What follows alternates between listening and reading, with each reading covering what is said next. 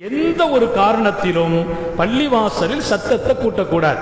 பள்ளிவாசல்ல நின்று சில பேர் காட்டு சத்தம் போடுறாங்க, தேவையில்லாம இங்கேருந்து சத்தம் போடுறது, அவர் அங்கேருந்து ஓய்ங்கிறது என்ன சத்தம். இப்போ போன்ல ஏதாவது ஒரு போன் வந்துட்டு வைங்களேன், இங்கிருந்து ஹலோ ஹலோ வந்துட்டேன் இங்கிருந்து ஒரு போறாராம், ஊருக்கு பூரா சத்தம் போட்டுட்டு.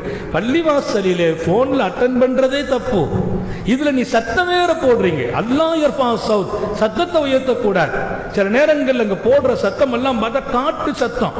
சில நேரத்தில் பேசிமாம் ஒரு நிமிஷம் பிஞ்சிட்டாரு வைங்களேன், அவ்வளவு பேரும் எங்க மணி என்னாச்சு, உன் தொழுகையே வீணா போயிடும். நீ சத்தமே போடக்கூடாது.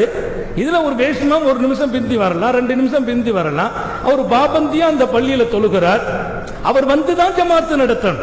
அவர் ஒரு 5 நிமிஷம் லேட்டுன்னு அறிவிக்கிறாரா, அவர் வர்ற வரைக்கும் ஜமாத்து நடத்தக்கூடாது. அதுதான் ஷரியத், அதுதான் நபியின் சுன்னத்.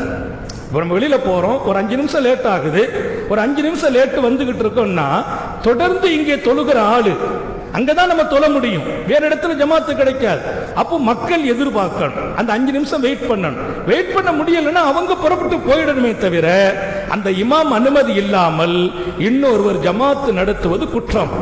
அந்த இமாம் அனுமதி இல்லாமல் காமத்து சொல்லக்கூடாது. இப்படி ஒரு சுன்னத்தும் ஷரியத்தும் இருக்க, ஒரு நிமிஷம் லேட் ஆனா நிறைய பள்ளிவாசலில் சத்தம். சில பேர் மணியே பார்க்கிறது, ஒரு திருப்பி வெளியில பார்க்கிறது, வந்துட்டாரா, என்னப்பா கொண்டாட போறோம், ஒண்ணும் இல்ல.